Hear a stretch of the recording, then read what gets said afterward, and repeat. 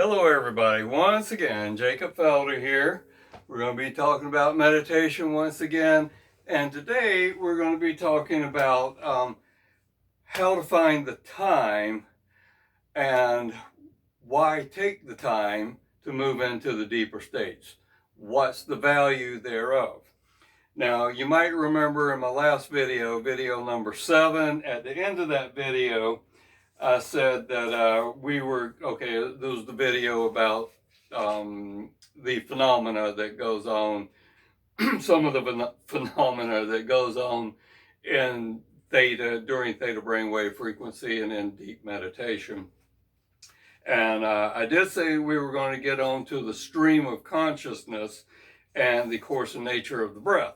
But I decided that maybe all of you need to get a break from that and get some answers about how to find the time for this and how and why. Just why is it so valuable? Okay, and that's why I decided to do that in this video. Let's see. So let me answer the how to find time question first.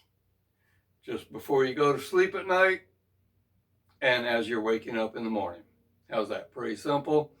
Okay, now I'm going to elaborate on that later.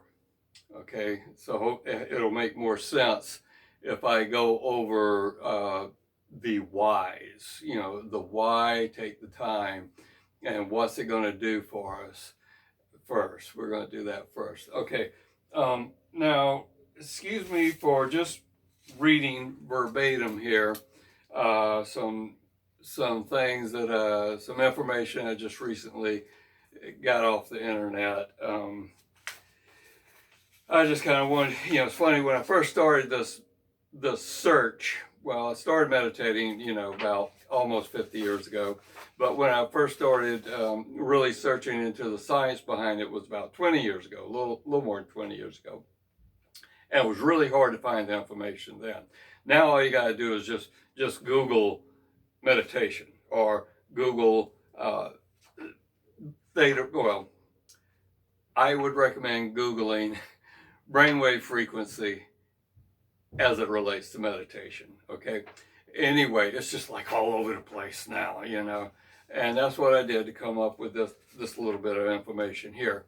Theta brain waves are the brain frequencies of the barely conscious states just before sleeping and just after awakening. As I said, we're going to elaborate on that later. One of the best reasons I can think of for spending time in theta is that during that time, more serotonin is released than any other time. And serotonin is the neurotransmitter of well-being. A feeling of well-being also creates greater awareness of empathy and a lot of other really positive emotional qualities. And let's see, also theta brainwaves produce GABA. That's capital G, capital A, capital B in boy, and capital A. And GABA stands for, I'm going to give it a try here, gamma aminobutyric acid. I think I'll stick with GABA. Okay? So GABA is a chemical messenger that is widely distributed in the brain. GABA's natural function is to reduce the activity of the neurons to which it binds. Some researchers believe that one of the purposes that GABA serves is to control the fear or anxiety experienced when neurons are overexcited. Okay, so back to theta brainwaves produce GABA, the neurotransmitter that controls the electrical rhythms of the body, and produce a calming effect which helps the rest of the brain work optimally. Okay, Sounds good. All right, let's see what else we got here. I got something else highlighted. Theta waves are also produced during sleep, but only during light sleep. They may also be produced during very deep meditation, which is what we're all about today, okay? Let's see here. Back to the chart. You've probably heard or read, how ideally we're always in our, most of the time we're in a state of meditation. Okay, how is that even possible? Does that mean we're, kind of like zombie deep state of meditation? No. Is it, always kind of like, oh, I feel like one with the universe? No, not necessarily. I mean, you might have that feeling, that's all well and good, but it's more about being, living most of our waking conscious life in alpha, okay? Remember, alpha is the light meditation, all right? The waking meditation, all right? So, instead of being caught up in beta with the busy mind, the overworking mind, we just kind of live our lives in alpha, and you're especially lucky if you enjoy your work, because if you enjoy your work and you're in the work zone, you're going to be in alpha, all right? So, but how do we create that? Now, there's some meditation techniques and disciplines out there that teach mostly how to get into alpha. Okay, I mean we're doing that too, but they all these different techniques for staying in alpha, and it's kind of like it's kind of like using the conscious mind to train the conscious mind, which, yes, does work. The waking conscious mind to train the waking conscious mind. And yes, that does work.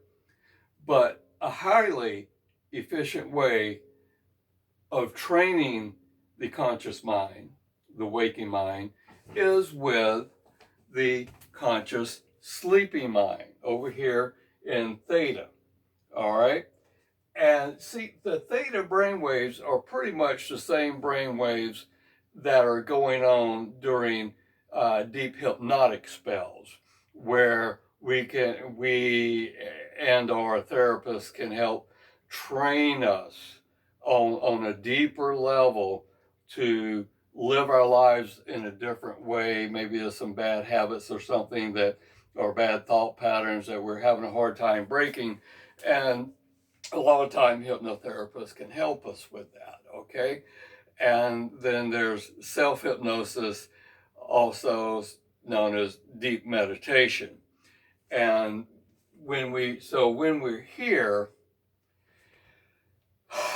one of the things we learn to do is to be in observer mode. Now, a cool thing about the deeper states and about being in theta is that being in observer mode is practically an automatic, because if you do anything other than observe, you're going to be moved out of it. You're going to be moved back into normal waking consciousness, or back into alpha, which is not a bad thing, but when we're in theta, it's very natural to just observe. And like everything else, it takes practice to not get excited if you see, hear, or feel something out of the norm. And you'll know what I mean by that if you saw video, I believe, 6 and 7. And anyway, so once we learn to abide here peacefully and with very little effort, we are in observer mode, and that observer mode begins to train us how to remain more in observer mode just during normal waking consciousness, so that we spend most of our waking time in alpha, rather than in anxious states and overthinking states. We're more in the moment, okay? So it's a natural way of training ourselves to be able to meditate or be in a meditative state, alpha, most of our waking hours. All right, that's yet another good reason to spend time in theta. All right, let's see. Oh, so theta theta is really cool because it fosters alpha. It reinforces itself. The more time we spend there, the better we get at it. And the more time we spend there, the more time we're just naturally going to spend in alpha.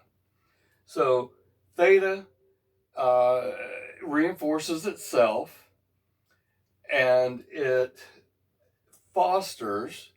helps create alpha.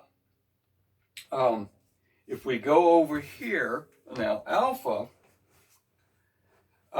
reinforces itself and assists us with moving more freely into theta. If we go to beta, that high frequency overthinking mode, it does nothing but throw gas on the fire. It only reinforces itself. Beta does not help you achieve alpha more easily. Beta does not help you achieve theta more easily. Beta just reinforces itself. So if you spend a lot of time overthinking things, being angry, being sad, being, and some of these, of course, are chemical imbalances, but outside of that, negative thoughts just reinforce themselves and give themselves more fuel on the fire. All right. So it does nothing. It does nothing more than create more of the same. Alpha, helps reinforce itself, makes it easier to move away from beta and into alpha. And then theta reinforces itself and fosters or helps create a steady alpha most of the waking time, according to how much time we spend in theta. And I always want people to keep in mind, no matter how good you get at this and how much you live here in alpha, not all distractions are equal. Okay? So, excuse me, a successful meditator who has established themselves in theta and living most of their time in alpha are still, nobody's exempt from the human condition, right? So if you witness, I don't know, if let's just say if a pet dies or something like that morning, it's not going to be as easy. It's not going to be as easy to stay in your stable place as normal. I mean, it makes sense, Okay, so another really cool thing about theta is now we're going to get into expanding consciousness. When we read, study, do workshops, watch programs, or increase our insight, increase our knowledge, increase our understanding. A lot of times people mistake this for expanding consciousness. No, it expands our literacy. It expands our understanding, our knowledge, and our insight. But only expanding consciousness expands consciousness. So when we spend enough time here in theta, we usually think of life as over here. And then when we cross this kind of fuzzy dividing mark here, most Westerners are just basically asleep. They don't pay much attention to this. But after you really discover theta, this line, this dividing line, disappears. And all of a sudden, true consciousness, waking consciousness, blends with sleep consciousness. So it becomes effortless to live here, including this little kind of hourglass looking mark I made right here. And I don't think you can read it from your monitor, but it's REM, rapid eye movement. We know that's indicative of the dream state. So, and people like to talk about lucid dreaming and how do I learn how to lucid dream? Move into the deeper states of meditation more often. Eliminate this line, and lucid dreaming will become the norm. So instead of just living here and totally losing all of this line is naturally removed, and our consciousness is expanded all the way into the dream world, all the way through theta into the dream world. And as you fall asleep at night, you're going to be, you just kind of enjoy the nuances of slowly moving from waking to early sleep, and then finally in the deep sleep where we will not be consciously aware. Same thing when you wake up in the morning. You'll begin to not only lucid dream, but remember your dreams a little bit better because you have expanded consciousness. Now, let me see. I'm going to get a little closer to the camera here, see how long this has been going on. Oh, how long have I been talking? Okay, I can't really tell. So much for my technical abilities, huh? Now, finding the time. All right, finding the time. And I mentioned as you go to sleep at night and as you wake up in the morning. Very simple. Let's see, was it 6 and 7? I think it was my video number 5. We did the relaxation routine, or the guided meditation, the relaxation routine with the awareness exercise at the end of it. Use that. Use that a lot because that's going to up your awareness. That's going to up your awareness of whether you're in waking consciousness or sleep consciousness, theta. And anyway, so at night, if you can just find a little extra time at bedtime and either sit up in bed, arrange the pillows so that you can sit up and just very slowly drift off. And as you do, see, hear, feel, observe, and have the pillows arranged so that when you're finally kind of tired of doing that and it's really time to go to sleep, you can just either slide down and everything's arranged and you're sleeping flat on your back, or if you're a side sleeper, you just fall over to one side and you've got pillows there ready for it. So that's a built-in time, and do be careful. Don't get so obsessed with it that you stave off deep sleep too long. Because remember, we need that delta. We need that deep sleep. but just an extra 10 to 20 minutes of sitting up and then dropping over is all you need. Eventually, when you get real familiar with the territory, you can lie down completely and still enjoy moving through theta very slowly and into deep sleep. Now, some people are asleep as soon as their head touches the pillow. That's okay, because now you have the morning. You know, whether you're a quick fall asleeper or a nice slow fall asleeper, there's also the morning option. If you use an alarm clock, just set it 10, 15, 20 minutes earlier, okay? So we don't need to do anything like wake up an hour earlier or anything like that. Just 10, 15, 20 minutes earlier. Well, maybe start with 10, then go to 15, 20, you know. It's for you to experiment with. And when that alarm goes off,